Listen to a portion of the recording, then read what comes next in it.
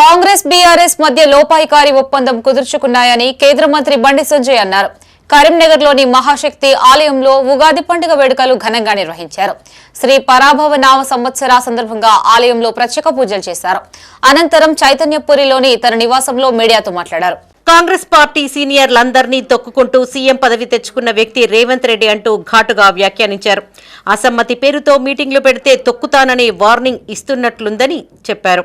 రేవంత్ భాషను చూసి ప్రజలు అసహ్యించుకుంటున్నారని అన్నారు. బీఆర్ఎస్ నేతల భాష కూడా అలాగే ఉందన్నారు.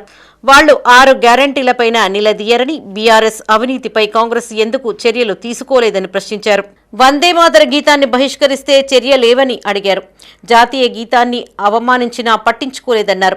శాసనసభ గౌరవాన్ని కాపాడాల్సిన బాధ్యత స్పీకర్కు లేదా అని ప్రశ్నించారు.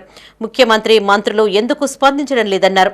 బీజేపీ అధికారంలో ఉంటే ఎంఐఎం సభ్యులను కటకటాల్లోకి పంపేవాళ్లమని చెప్పారు. ఎమ్మెల్యేల ఫిరాయింపులపై స్పీకర్ ఇచ్చిన తీర్పుతో శాసన వ్యవస్థపై ప్రజల్లో చురకన ఏర్పడిందన్నారు. చేతగాని దమ్ములేని కాంగ్రెస్ ప్రభుత్వం ఉండడం వల్లనే శాసనసభ గౌరవం మంట కలుస్తోందని ఆరోపించారు. బీజేపీ అధికారంలోకి వస్తే నిద్రలో కూడా వందే మాత్రం గుర్తుండేలా ఎంఐఎం మెడలు వంచుతామన్నారు. రైతు భరోసా పేరుతో రైతులకు 41,000 కోట్లు రేవంత్ సర్కార్ బాకీ పడిందన్నారు. వ్యవసాయ కూలీలకు 36,000, రైతులకు 30,000 బాకీ ఉందని 3 విడతల రైతు భరోసా సొమ్మును ఎగ్గొట్టారని అన్నారు. తక్షణమే ఆ బకాయిలన్నీ రైతుల ఖాతాలలో జమ చేయాలని డిమాండ్ చేశారు. మూసీ ప్రక్షాళనకు బీజేపీ అనుకూలమేనని, కానీ బాధితులకు ఇండ్ల నిర్మాణంతో సహా సర్కారు ఇచ్చిన హామీలన్నీ అమలు చేశాకే మూసీ ప్రక్షాళన ప్రారంభించాలన్నారు. ఈ కార్యక్రమంలో బీజేపీ నాయకులు, కార్యకర్తలు పాల్గొన్నారు.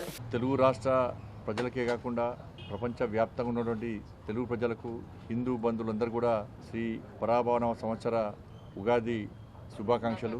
మనిషిలో ఉన్నటువంటి చెడును, మనిషిలో ఉన్నటువంటి అహంకారాన్ని ఓడించి విజయాన్ని సాధించడమే, విజయానికి నాంది పలకడమే ఇలా పరాభవ సంవత్సరం యొక్క అర్థం అన్న విషయాన్ని మనం గుర్తుంచుకోవాలి. దీనికి పరాభవ సంవత్సరం చెప్పి ఒక తప్పుడు ఆలోచనతో, ఒక టెన్షన్తో ఉన్నారు. ఇదంతా తప్పు. సనాతన ధర్మంలో, హిందూ ధర్మంలో అన్నిటినీ మంచిని జోడించి అందరికీ మంచి జరగాలని చెప్పి కోరుకున్నటువంటి ధర్మమే హిందూ ధర్మం.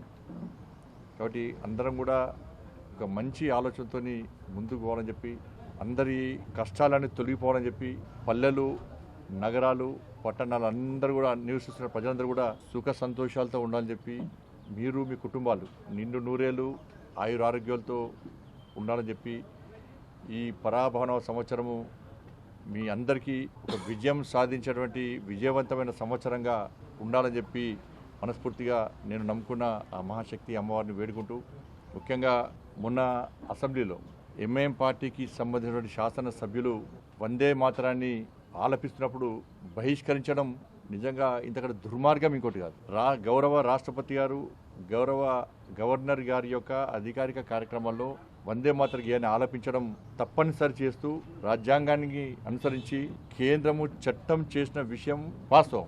ఉత్తర్వులు జారీ చేసింది. ఆ ఉత్తర్వులను ధిక్కరించి వాళ్ళ నిండు శాసనసభలో దాన్ని ధిక్కరించడము ఎంతవరకు కరెక్టో గౌరవ స్పీకర్ గారు ఆలోచించాలి. గౌరవ గవర్నర్ గారు ఉన్నారు, స్పీకర్ గారు ఉన్నారు, ముఖ్యమంత్రి గారు ఉన్నారు, శాసనసభ్యులు ఉన్నారు, అందరు ఉన్నారు. వాళ్ళ కనీసం ఎవ్వరు కూడా వారించకపోవడం, ఇది తప్పు అని చెప్పి వాళ్ళని కనీసం చెప్పకపోవడం, ఇది ఎంతవరకు కరెక్టో శాసనసభ్యులు, గౌరవ స్పీకర్ గారు ముఖ్యంగా ఆలోచించాలి. ఎందుకంటే శాసనసభ్యుల మీద చర్యలు తీసుకునేటువంటి అవకాశం ఎవరికి లేదు. వాళ్ళ కస్టోడియన్ ఎవరు?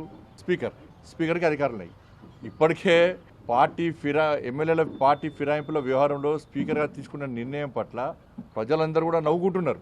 ఇది ఎక్కడి నిర్ణయము? రాష్ట్ర ముఖ్యమంత్రి గారే ఖండోహాలుగా ఆహ్వానించారు. ఆ నాయకులందరూ కూడా కాంగ్రెస్ పార్టీ నాయకులు చెప్పుకుంటున్నారు.